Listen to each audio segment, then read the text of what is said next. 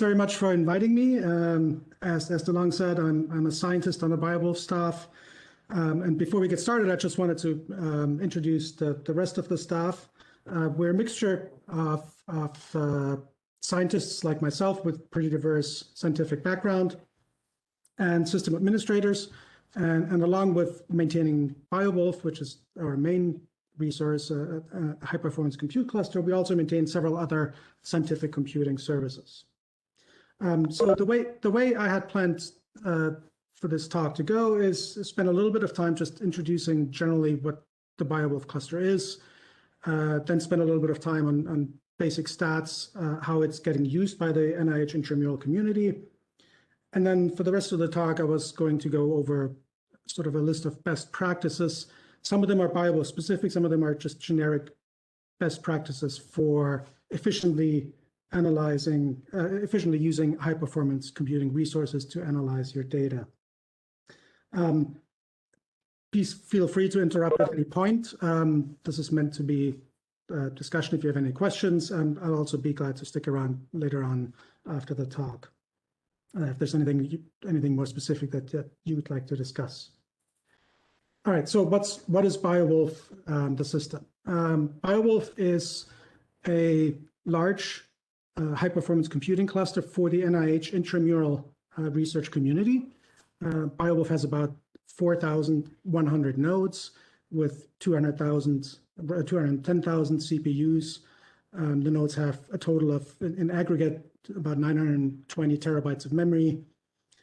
We have 38 petabytes of shared high-performance storage, 5 petabytes of object storage.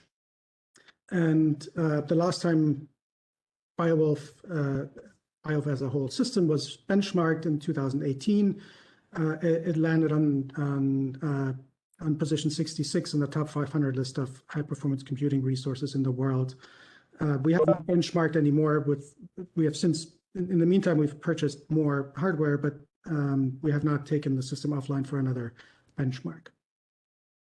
All the nodes are connected by a very high performance, low latency InfiniBand network, and the cluster as a whole is connected to the NIH backbone at 100 gigabits per second. So very lots of compute resources, very high performance network.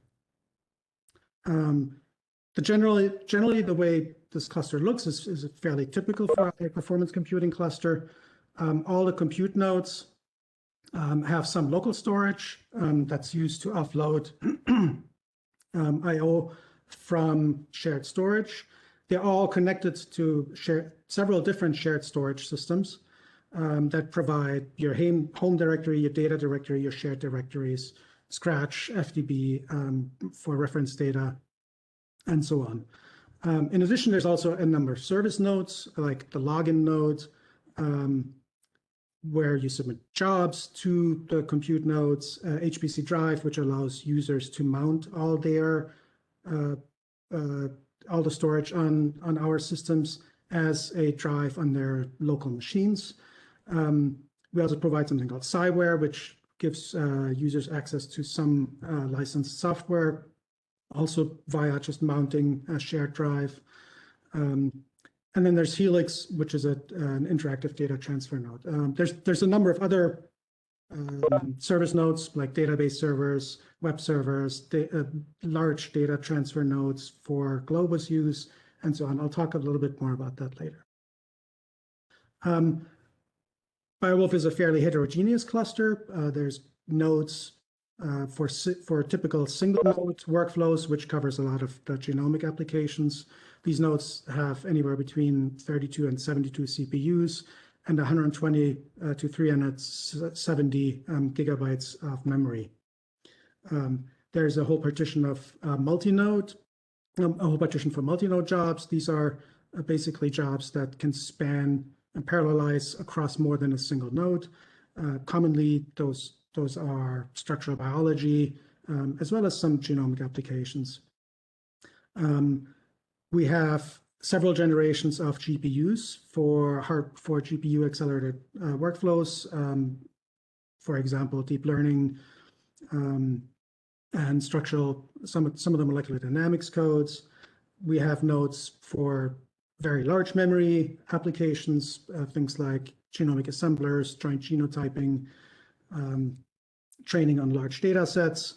There's also partitions for jobs that need to run longer than typical runtimes, jobs that run for very brief periods, and so on. We also have several ways to allocate interactive sessions on compute nodes. And one example is actually something that we introduced very recently. My colleague Dave Godlove worked on this.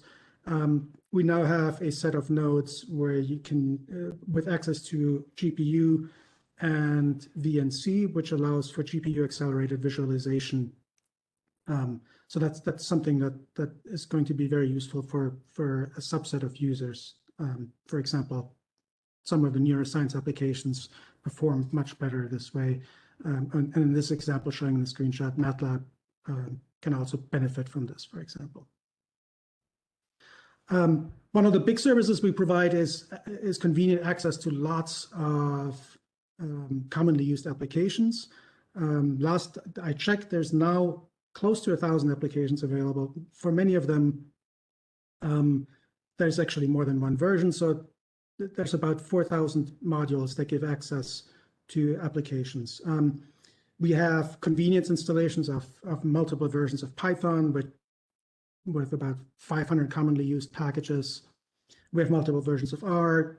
Each has a large package cache of about 1,600 packages. We also provide instructions for how to set up your own environments for more reproducible science, because these convenience installations of Python and R do get updated fairly frequently. Users can run containerized applications with Singularity, and we provide access to some commonly used ways of interacting with code and by providing access to Jupyter and RStudio. In both cases, these are the open source or community editions. So these are not the licensed products. We also provide multiple ways of getting your data in and out to use with these applications. And which one you use depends on the context of and what you're trying to transfer and where you're trying to transfer to and from. If you're going to transfer large amounts of data, generally the best way is to use Globus. Globus, there's a number of dedicated optimized data transfer nodes that make use of Globus, and that allows you to transfer data between NIH and outside of NIH and from your local storage resources to our systems.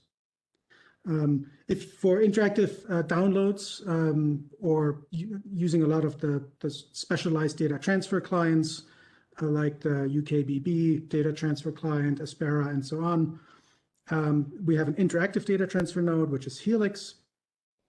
For convenient transfer and browsing of small amounts of data, as I mentioned before, you can mount your home, your data, and your shared data directories directly on your computer as a mapped drive. And we also provide ways using rclone to transfer data directly to and from NIH Box and OneDrive to BioWolf. Okay, and it's really easy to get an account. You fill out a form, you tell us a little bit about the research you're doing, which group you belong to, and then within a few days, your account will be activated. Okay, before I sort of talk a little bit about how BioWolf is used by the community, were there any questions about just generally the design of BioWolf? Okay. All right. So how is BioWolf used by the intramural community? We have a sort of steadily increasing number of active users on BioWolf. In any given month, there's about 1,000 to 1,100 users who ran some sort of compute job. This is out of, I think, about 2,000, a little bit more than 2,000 total user accounts. So there's a lot of users across the campus, and I think now about half of the groups in the NIH intramural community now have at least one user on BioWolf. And as you would expect from a large user base, BioWolf provides a lot of computational resources to the intramural community. During the last 2 years, BioWolf has broken the 1 billion CPU hours a year barrier. And you can see that there's a steady increase over the last 5 years, which corresponds to the large expansion of BioWolf over the last 5 years. One thing that's sort of not captured in this picture is that there's an increasing amount of GPU computation, and I don't have the numbers for GPU hours on this slide. And as you would expect, the largest institutes with the largest numbers of users consume most of the CPU resources. So per user, it's probably fairly steady across the institutes. And as you would expect, with that much compute resources being consumed, BioWolf is fairly busy, and on a typical week runs at about 80% CPU utilization most of the time. The applications, as I said, we provide close to or around 1,000 applications. And if you sort of categorize them by the number of users that access and use any one of those applications, you can see that there's a lot of users for the who's who of genomic and bioinformatic tools, SAM tools, aligners, BET tools, and so on, as well as our MATLAB, Singularity, SnakeMake, utilities, things like that. If you categorize them by the total number of CPU hours that they consume, you can see that the molecular dynamics applications like NAMD, GROMACS, and CHARM are still large drivers and large consumers of CPU resources. But you can also see that R consumes a significant number of resources on the cluster, as does RELION, which is a structural biology, cryo-electron microscopy tool. Storage, it's kind of the inverse image, as you would expect. Out of the BioWolf we have a total amount of about 38 petabytes of storage. Out of that, about 30 some petabytes are allocated, and about 20 some are in use. And most of that is genomics, though again, structural biology is catching up somewhat, largely due to the large amounts of data from cryo-electron microscopy with the much higher resolution instruments coming online.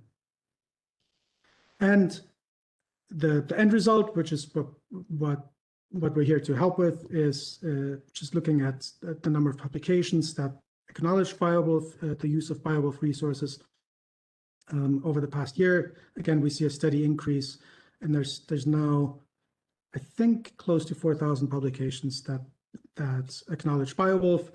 And some of that may be an undercount because not every application and not every publication that made use of BioWolf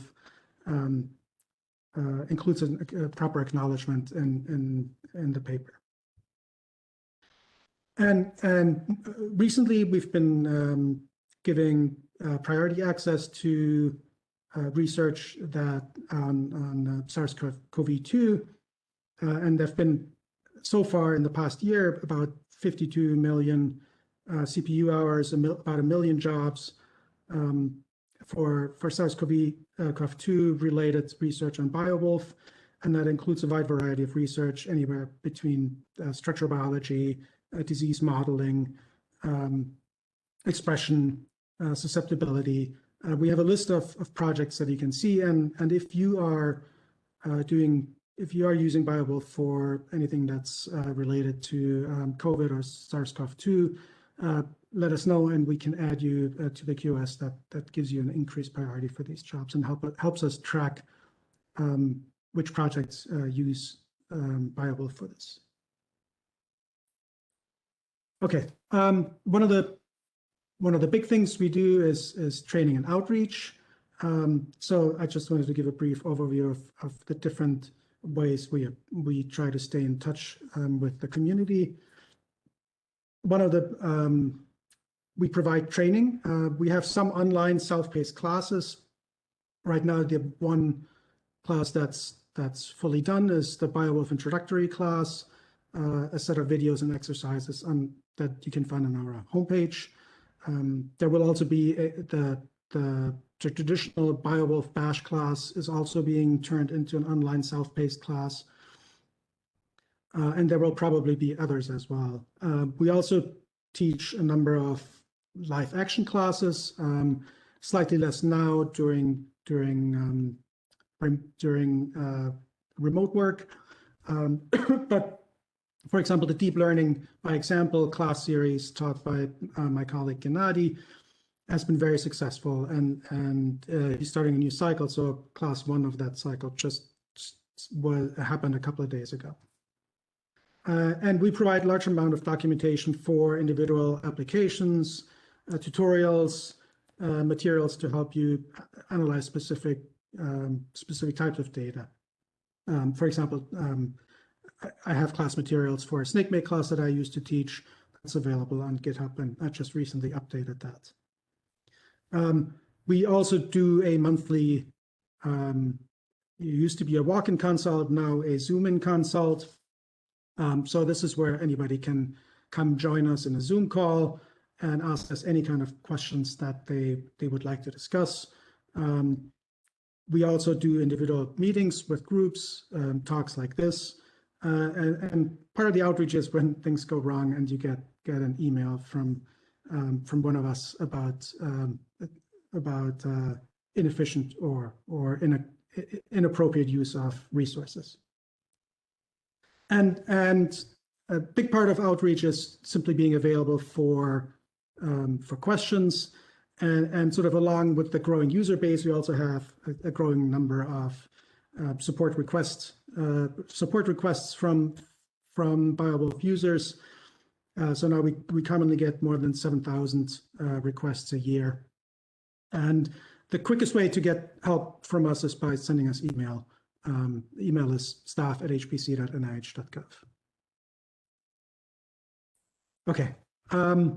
So for the rest of the talk, I was just going to go over some high-performance computing best practices. And these are, some of them are BioWolf specific, like I said, some of them are just generic and they will apply anywhere. You know, if you leave here and go to another place, it's going to apply there as much as it applied here. And these are basically things that come up frequently in our interactions with users. They come up frequently in questions, they come up frequently in cases where things go wrong on the cluster. The first thing I'm going to say is, you know, please test individual jobs before running large production jobs. On any given day, this below here is the sort of the distribution of the number of failed jobs per day. There's anywhere between a median of 7,000 jobs to a maximum of 15,000 jobs a day that fail. I think that's around 10% of all jobs. So just for the cluster to run more efficiently, we would like to have this number as low as possible. And part of that is making sure that individual jobs succeed before running large production swarms, for example. Another thing that I'd like to emphasize is that scaling really matters. Lots of things can make use of some type of parallelism, but just giving a tool more CPUs doesn't always result in an equal speed up. And one example is, for example, if you're running FastP for adapter trimming, I'm showing the number of threads versus how many read pairs per second it can process. The dotted line is ideal scaling. The blue dots are actual scaling. And you see, starting with 6 threads, scaling really falls short of ideal scaling. So you shouldn't run FastP with more than 4 or maybe 6 threads. But at the flip side, it is very, very fast. So it can actually easily feed, for example, BWA, which because it does much more computation, can process fewer read pairs per second. But on the flip side, BWA scales much, much better. So an ideal pipeline might look something like 2 or 4 threads of FAST-P piping data directly into BWA running with 32 threads, for example. So scaling really matters. And some tools don't scale at all. So in that case, providing more CPU resource, or don't parallelize at all. So in that case, providing more memory and more CPU won't make a difference at all. Please be nice to the file systems, and whenever possible, use what we call LScratch, which is really node local solid state storage. Or if possible, don't write intermediate data out at all, pipe it from one tool to the next. That really helps offload I/O workloads from the shared storage systems. Please don't swarm /scratch. /scratch is still our lowest performing file system, and it's not meant to support large parallel workloads or large swarms of concurrent jobs. And what happens if you start running a lot of jobs with input and or output in /scratch, the latency on Scratch really jumps. That affects all jobs. That affects the login nodes. And in this case, this is an example from, I think, a couple of months ago, where a large swarm was targeting Scratch, and latency on that system jumped to basically half a second. So Scratch cannot support large parallel workflows. If you're running out of space, please ask for storage increase. That may change in the future, but that is the current state of Scratch. If you're running interpreted code, Python, R, to a lesser degree, Perl, starting an interpreter is a relatively expensive because starting an interpreter means touching a lot of different files. So I did an experiment during one of our downtimes where I started a Python interpreter and simply imported 6 commonly used numerical modules: NumPy, I think NumExpression, Matplotlib, a few others. And I started anywhere between 10 and 4,000 interpreters at the same time. And by the time you get to 4,000, it takes more than 2 minutes just to start that Python interpreter. And that is because each time you start a Python interpreter, it looks for shared modules. It looks in a whole bunch of different paths, and it doesn't have to be just concurrent. If you're running code, Python code that runs for a very brief period, but you're running lots and lots of commands, that can really, really put a high load on the shared storage systems that house all our applications. So it's better to have your Python code do more work in a single call rather than lots and lots of very, very short running calls. If you're running large production workloads, please make sure that there's enough space in your data directory for the output of the jobs.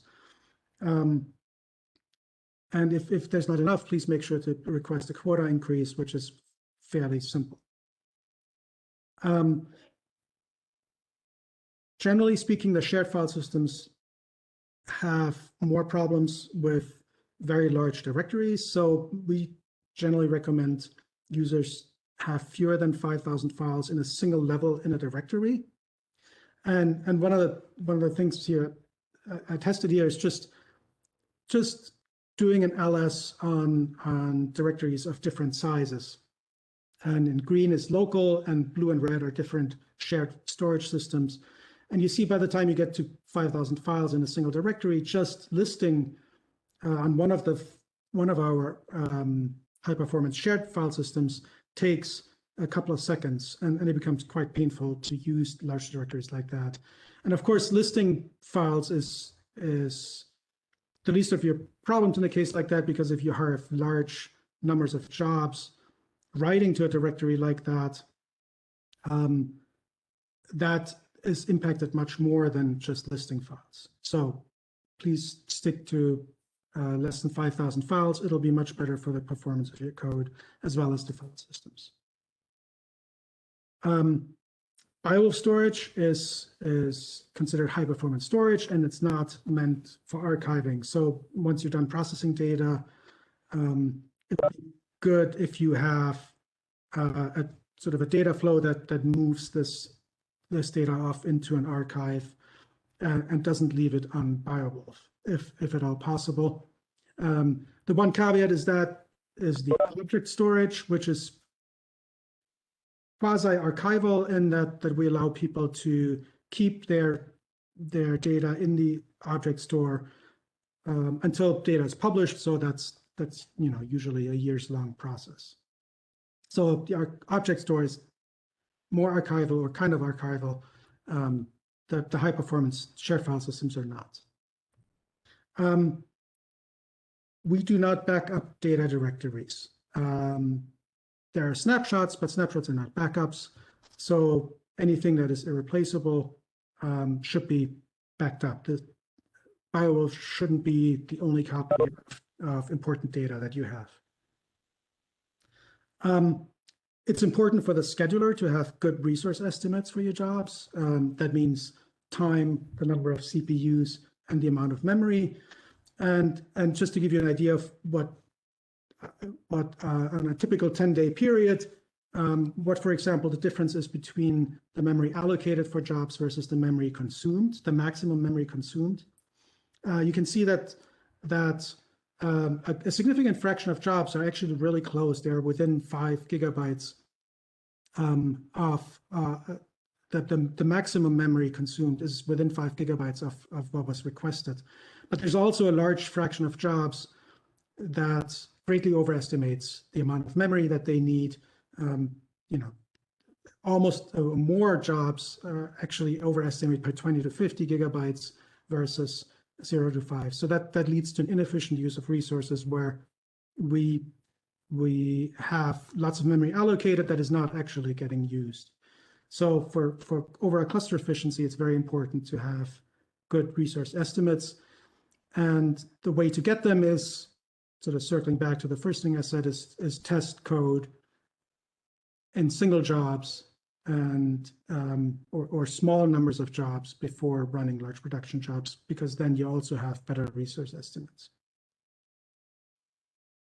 We allow users to change the wall time of running jobs with a tool that we wrote called NewWall, but please only do that when it's necessary. When you have a job that's been running for 6 days, it's coming up on the wall time. You don't want to waste that time, so you increase the wall time. But don't abuse. It's meant to be used sparingly. Whenever possible, prefer job arrays or swarms over running large numbers of individual jobs. It's simply more efficient for the scheduler.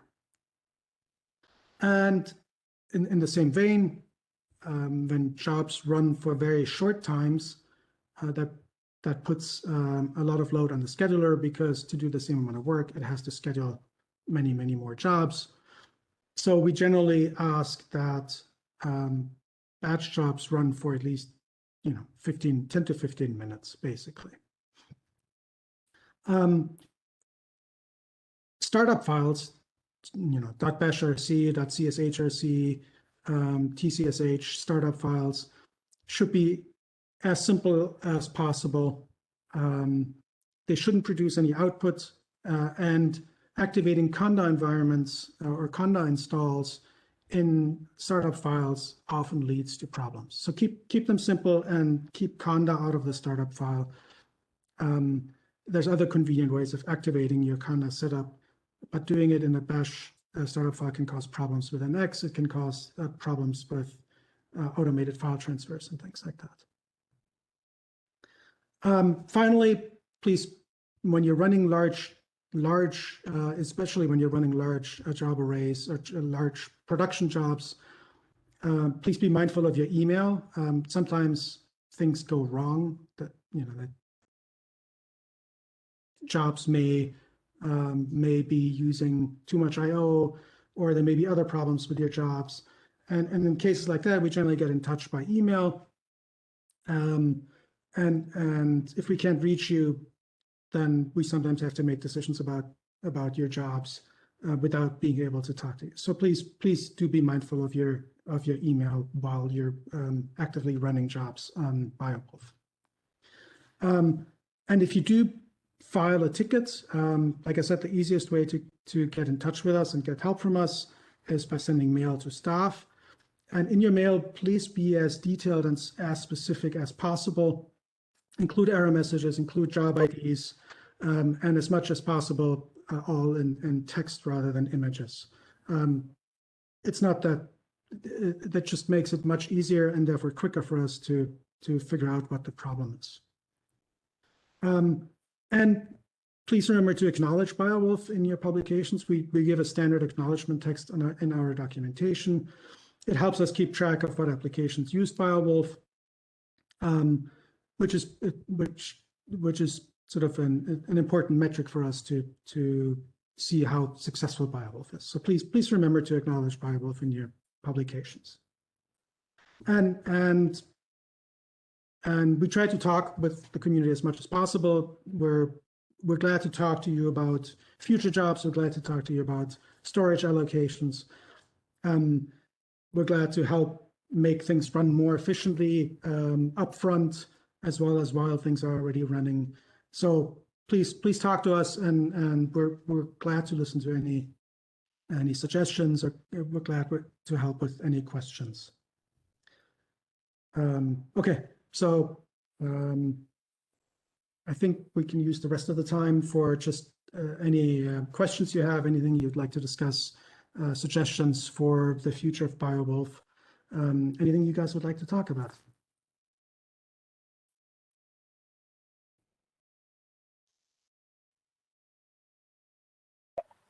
Thank you very much for a really excellent introduction. So any questions from our audience?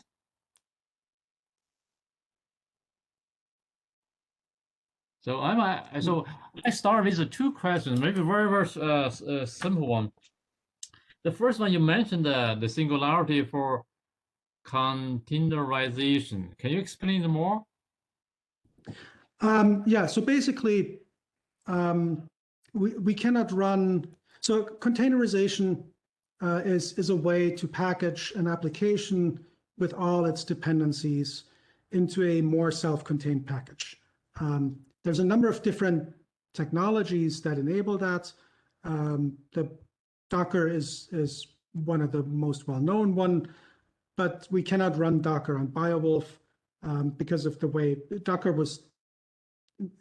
There isn't anything per se wrong with Docker, but it wasn't designed with high-performance computing in mind. So instead, we provide a tool called Singularity, which is actually very interoperable with Docker. You can easily run a Docker container with Singularity.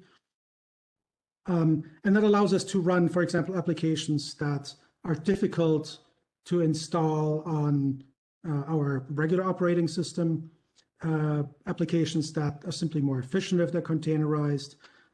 It allows users to make use of standard containers available from the outside.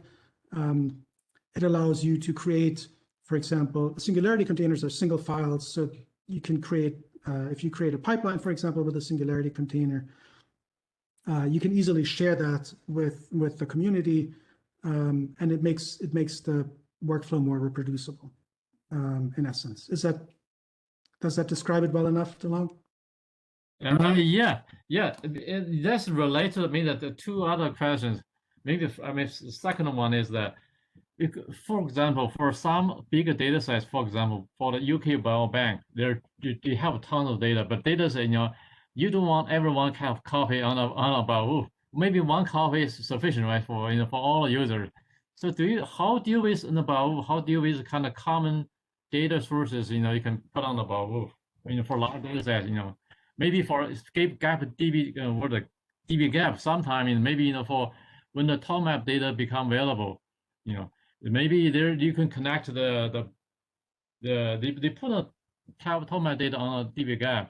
I think currently, maybe in the future, maybe have a channel, grab the data to the Bawoof. So the problem with something like dbGaP is that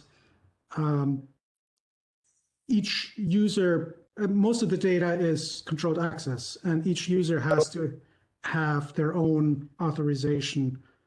So we cannot provide shared copies of controlled access data. And most of the examples you were mentioning are largely controlled access data. So for data sets where we have space, where there's enough shared interest and no controlled access, we provide access to that in /FDB, but we cannot do that for anything that requires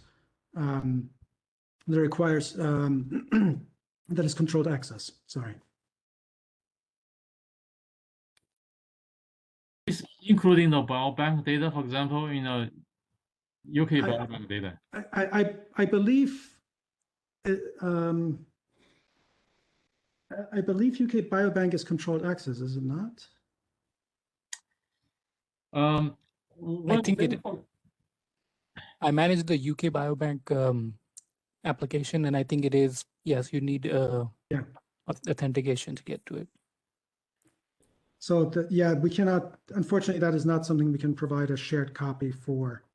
I know there's people on BioWolf who are working with UK Biobank data, but we cannot deduplicate that. There are one of our file systems actually does efficient deduplication, so it becomes less of a problem there. But the bulk of our storage doesn't. So it is a problem there, but it's not, unfortunately, something we can do anything about. I see. Yeah. The third question regarding the cloud computing. So because you mentioned the singularity things, how is the Bawoof in embracing the cloud computing environment? Yeah. In general. So we use some cloud resources internally, but we don't have. We currently don't have anything user facing yet that makes use of cloud. We know that some of our users use both BioWolf and the cloud. For example, for large collaborative projects with data already stored in the cloud. But that is essentially because we cannot provide funding for cloud projects. That is still something that users do largely on their own. That is not to say that this will always be the case, but that's the current state of cloud and BioWolf. So is there any suggestion, for example, in the coming year, in at least 2020, 2021, with the Bawoof group to create, the more kind of adapted the cloud computing environment to Bawoof, like put on a singularity things, like you did a while ago for the SV2 thing? Oh, adapt. Yes. So I'm still, yeah. I have to go back to the GATK-SV toolkit. That proved to be very difficult to get working on our system. I don't know that that's necessarily because it was written for cloud first, so much as it was simply not mature, or it was. I guess you can write tools that are relatively straightforward to port, but this particular one was not. I have to go back and work on it again. It's been a few weeks since I've had time to work on GATK-SV. We do try, when possible, to port more cloud-specific things to BioWolf.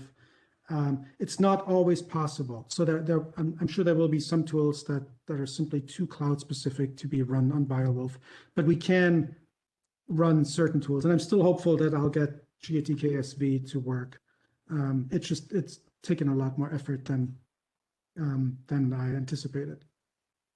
So for the GATKs, the current default version is 3.8. So the new version is 4.1 something.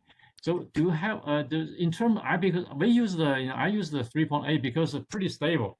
For 4.1 or new one, so they run differently, or just it's just Yeah, it's interesting you bring that up. So we're actually planning on sending out an email fairly soon saying that the default version will change to the newest 4 version. There are significant differences. GATK, for example, will come. GATK4 comes with its own wrapper script, so we won't use our in-house wrapper script anymore. So the command lines have changed. It also changed its approach to parallelism, to using Spark instead of the sort of multi-threading approach that was used before. Some of the tools that make use of parallelism are still in beta. Some are already production. We're actually working on